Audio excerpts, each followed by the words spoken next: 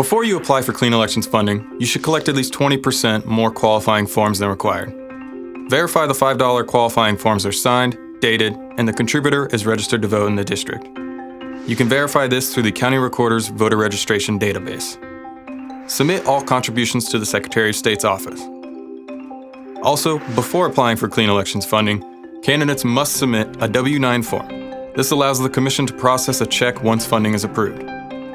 To file for funding, you must include your application to receive participating funds, all original $5 qualifying contribution forms, and a check for the total amount of contributions made payable to the Clean Elections Fund.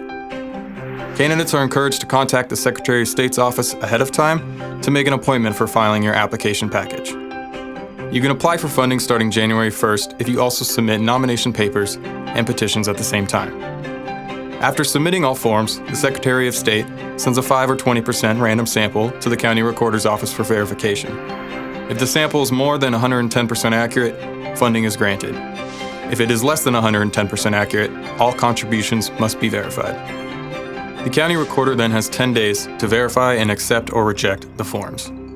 If the County Recorder finds an insufficient number of valid forms, a candidate may make one supplemental filing to the Secretary of State's office if the candidate files at least the minimum number of additional forms needed to qualify for funding, if the forms are not duplicates from individuals who previously contributed, and if the deadline for collecting and submitting contributions hasn't passed. If the County Recorder determines the candidate still hasn't submitted the required number of valid qualifying contributions, funding will be denied. If you do qualify for funding, the Secretary of State's office will notify you, and the Commission will process a check, which is typically available after 2 p.m. the next business day. The amount of funding a candidate receives depends on the office they are running for.